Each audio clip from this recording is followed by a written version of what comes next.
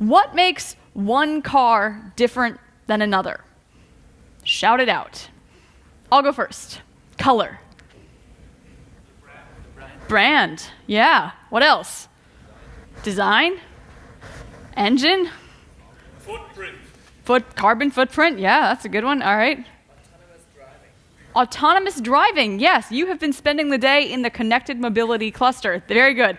Okay, what I haven't quite heard yet is the in-car technology, and that is, according to a lot of experts, the new field. That's what people are going to be demanding, better in-car technology. And so the race to begin building platforms is on. Here to tell us more about that are two guys who know a lot more about in-car technology than I do. Please welcome from HPE, Manuel Meyer and Yannick Hausmann.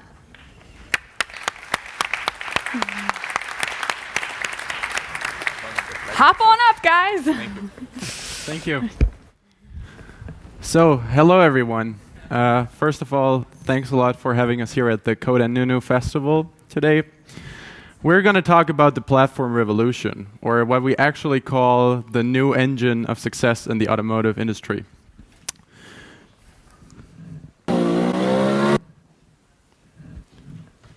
Could we have the slides on here? Oh, yeah.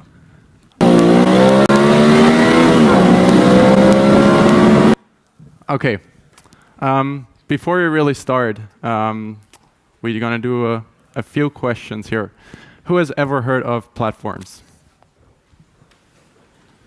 All right. Okay. Then who has heard of platform-based business models? All right. Who has heard that there is different types of platform-based business models? Hands up. Oh, okay. Okay, and who thinks there's one really powerful type? Good that we're talking. Okay, let's first of all start about what are ecosystems and what are platforms. An ecosystem is a space where there's a lot of people, parties that can interact with each other. Those parties could be from different industries, they can be different roles, and when they actually collaborate, there's gonna be some kind of value creation. But how can these parties interact within an ecosystem?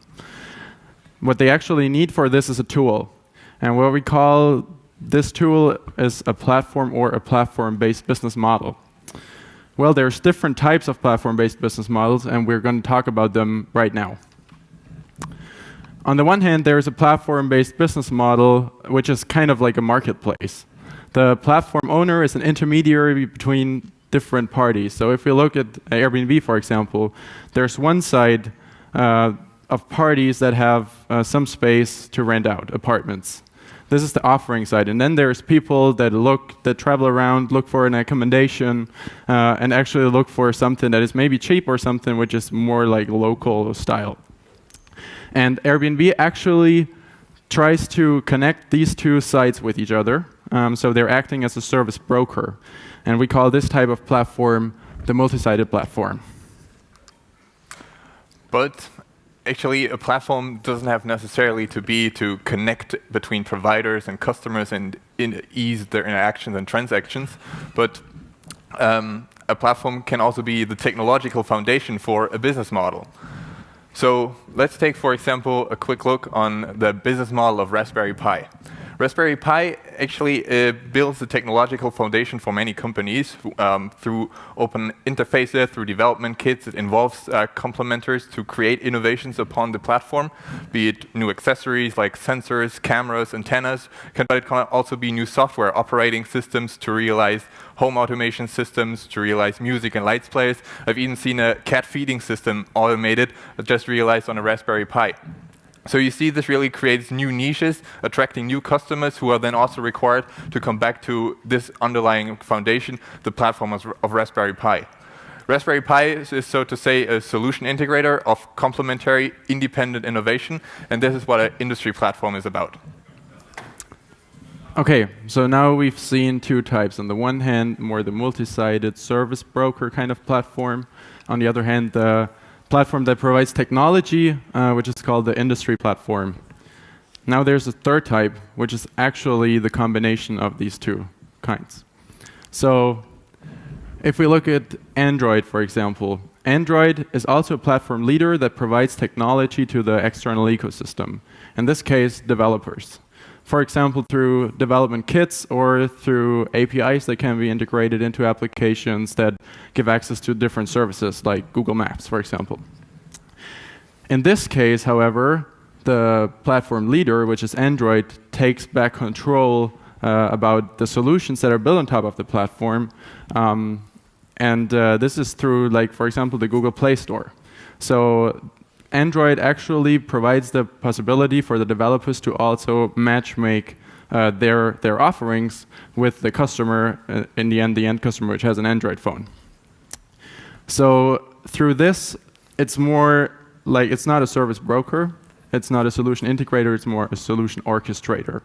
And as it's a combination of the two platform types we've seen before, we call it the multi-sided industry platform. Through the fact that the platform leader actually takes back the control over the relationship between the complementers, the app developers in this case, and the end customers, it is supposed to be the most economic, efficient platform-based business model that is out there. But Yannick, do we actually have a case that proves this assumption? Yeah, actually we do. So Android is actually a quite good example. And we just had now our lesson on the economic basics of platform competition. So thank you for that. But now, next thing up on schedule is our history lesson. So let's take a quick look maybe on the mobile handset industry of the past couple of years. And maybe the older ones among you still remember brands. There was a time where brands like Nokia or BlackBerry were around. You may remember your first phones, the 3310, the indestructible one. But you don't have to raise your hands, and I don't want to point you out, but according to this graph, it doesn't really seem that most of you remained loyal to your old friend. And yeah, the question is what happened? And actually, what happened was Nokia and BlackBerry never really managed to open up. They never really gave out their platform or innovation to complement as an external innovators. So the ecosystem of them just remained themselves. And then when in 2007, the first iPhone was introduced and also the Androids were in the market, they were just struck by this unmatched speed of innovation that they could achieve through this platform model that we just learned about. And what we can also see here on this graph is the tiny gap between Apple and Android. And this is an assumption from our side that this gap shows that the more open the platform, the higher the speed of innovation becomes here. And it may explain the market share of the two companies. So I think this is a really good example for this, right? Looks like a really powerful platform type, this multi-sided industry platform. Yeah, fully agree. Okay, why are we talking about this? We're here to talk about the automotive industry, and we called it the platform revolution. And if we look at the current automotive industry, on the one hand, we see original equipment manufacturers like, for example, Daimler and BMW, which pursue pretty traditional business models. They develop, design, build cars, and actually sell them. So it's more like a transactional product sale type of business model. However, pretty recently, we've seen that all these manufacturers tend to focus towards other types of platform or business models. So, for example, we see services that build on top of this. So, if we look at Car2Go or Drive Now or the others, those are basically services where the car company provides cars and people can rent them and pay basically per usage. This is the service layer of the business models. But now we also see trends towards platform-based business models, mainly multi-sided business models, as we've seen it in the example of Airbnb, where the platform leader is a service broker. So, for example, we have MyTaxi and Movil from Daimler. BMW expanded their offering, their Drive Now offering, to the service or the platform now called Reach Now, which is basically, it allows me to also share my car to other people, and I can decide in a circle who's able or allowed to rent my car. In May this year, VW invested about $300 million into the transportation network Get. Toyota, at the same time, announced a strategic partnership with Uber. And General Motors, in the beginning of this year, invested about $500 million into Lyft. And recently, they actually claimed that they want to take over Lyft. However, Lyft declined. But we can see all these car manufacturers really try to get into the platform-based business models. But Manuel, what have we learned today? Yeah, well, we learned that multi-sided platforms are interesting, but there is a more interesting platform type, multi-sided industry platforms. Multi-sided industry platforms. And let me show you what we need to do now. So the first thing that we need to do in the automotive industry is we need to become solution orchestrator. That means we want to integrate third-party applications, services, and also content from others. Wouldn't it be great if we would open the platform then, so share technology, so we can attract others? Yeah, exactly. This is what not only would be great, this is what we actually need to do. This is necessary. So create an ecosystem of complementers to get this speed of innovation and also be able to differentiate into new niches. And this is what it's about. Okay, but then I think we should also try to enable these complementers through data they can actually use to create services. So for example, personal data like, I don't know, my calendar, or what trips I've planned, or for example, external data like environmental data. Yeah, and we need this because we're approaching the age of the attention economy. This means the time will not be dedicated to driving anymore when we speak about autonomous driving, but it will be dedicated to other things, and those will be the things from the companies that know us best and who can serve to us, to our preferences and our habits. Sounds pretty great. This brings us actually into self-learning cars and a customizable car technology. So imagine, for example, that the car knows about your habits, your preferences, your behaviors, and can adapt the car accordingly. So this could be, for example, that if you're alone in the car at night, it switches the dashboard into a race mode and you can see how you're driving. Or it can also be maybe more the family type style, that two weight sensors in the back recognize that you have your two kids on the board, and then it reroutes your daily commute and you go to school first and then afterwards into the office. So this will really become possible. Sounds great, but wouldn't it not make sense to actually have accessible profiles then, user profiles? Like, for example, if I look at the web space, and I think it's the same with you guys, I have a Facebook account, I have a Google account, and I can use this profile to access other services, and by accessing them, also provide them information about me already. So they can really adapt the service to me. So why not having a car profile or a profile about me in the car space? So if I get into or access this one service and I get in the car, they directly recognize me because I share my profile with them.